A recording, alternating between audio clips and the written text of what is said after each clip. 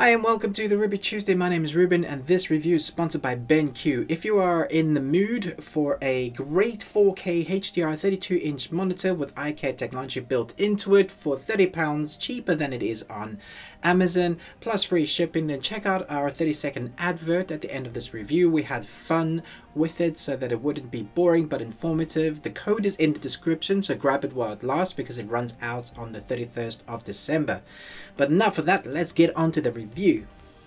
Mowgli, Legend of the Jungle is directed by the legendary actor, director, producer Andy Serkis. This is his third feature that he has directed. And right off the bat, I should say that Mowgli is not a Jungle Book remake or Disney remake. Andy Serkis has taken the much beloved Rudyard Kipling's masterpiece and reinvented it. It does follow a very similar story to that of Jungle Book in places because obviously Jungle Book movie was based off the Kipling book. And let me just apologize if you hear wind in the background. In our studio today, we are, well, in our studio. On the outsides of our studio, we experience a massive storm, and although we've got a really great muffler on our my audio device, there is a storm that I can't drown out. You are special. All of. It's a story about a young boy played by Rowan Chand who is torn between two worlds. You know the story. He's raised by wolves, but he never really belongs to any of them, no matter how much he wants to. And then there's the human side, which he doesn't feel at home with either. So Mowgli is stuck somewhere in the middle of these two worlds while he is trying to discover who he is. Shere Khan wants to find and eat him while he's trying to do that. That's kind of the major overarch storyline. Since Andy Serkis has acted as Gollum, he has been a real champion for motion capture. In fact, his Imaginarium Studios was created because of his love for motion capture, which is why when I heard he was directing this, I kind of jumped at the chance to review it and was really excited about seeing what he would do with it. And visually, this film is fantastic. There were times when I lost myself completely in the film. I forgot that they were motion captured animals and in fact were not real. I was along for the ride, well, for chunks of the movie. The thing that drew me out of the world was the thing that I also think is amazing. The fact that the animals talk. My brain says, hang on, this isn't an animated film. But like I said, I think it also shines because of this reason.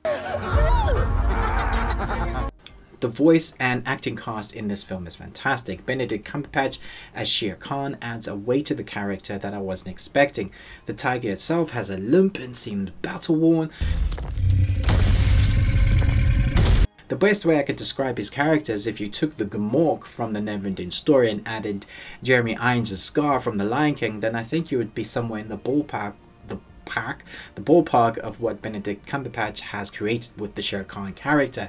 He was seriously menacing, which is awesome because, as I've said before in my other reviews, if your bad guy is not defined, if he doesn't have a good backstory, if you don't care about the bad guy in a way, then your hero is not going to be great because your hero is only as strong as the bad guy. And I really think Mr. Cumberbatch was the perfect choice for the Khan character.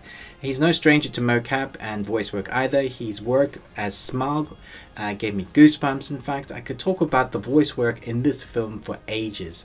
Cate Blanchett as Kaa is mesmerizing. Christian Bale as Bagheera is perfect as one of the father figures in Mowgli's life.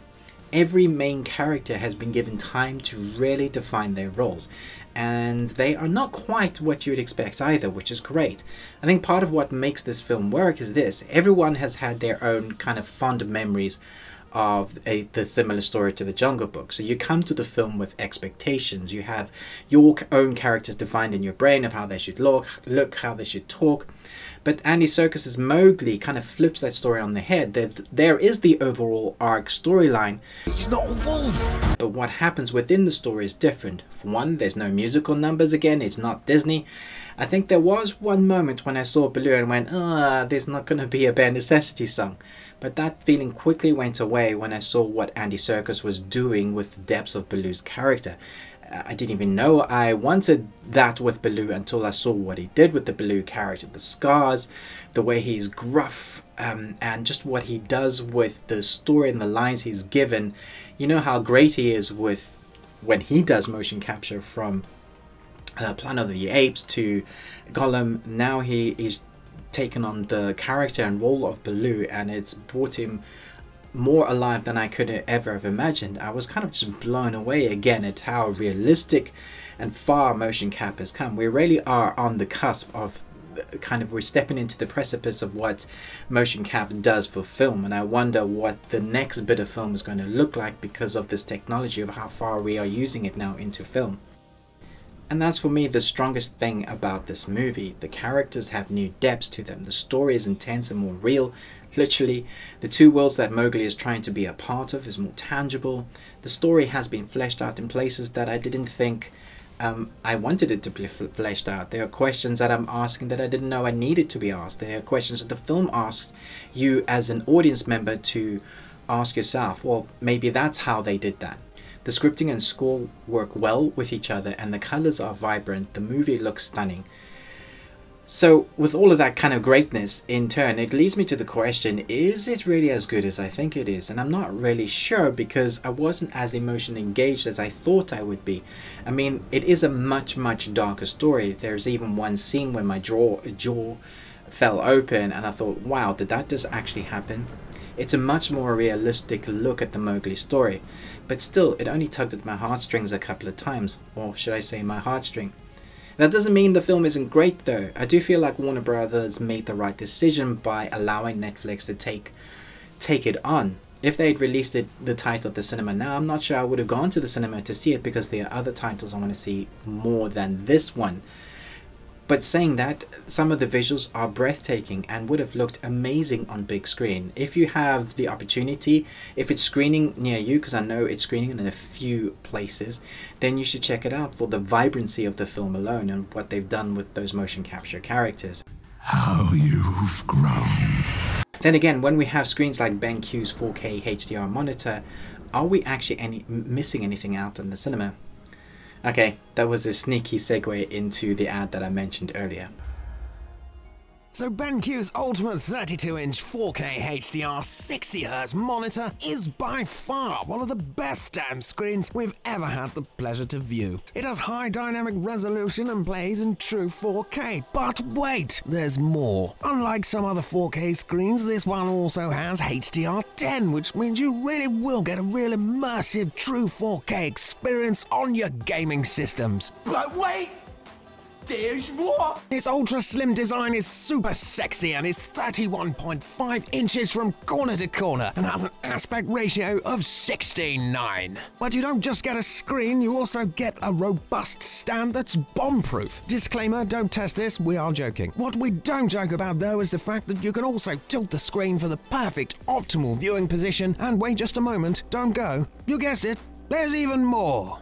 This screen has not one but two HDMI ports and jack input next to the USB, so many inputs for your input needs. It has a super sexy, easy, non-fiddly menu to navigate with some beautiful looking buttons and a special one at that to switch both the HDR and brightness intelligence modes on and off very quickly. And for what is almost certainly one of the best things about this here monitor is the BI mode and non-flicker ability. BI stands for brightness intelligence, has eye care build technology built into it. This is one amazing true 4K screen that will play Netflix's HDR content and games that have the ability in all their glory. Click the link in the description if we have piqued your interest. But wait, there's more! Oh, I'm actually kidding now. Just buy the darn thing.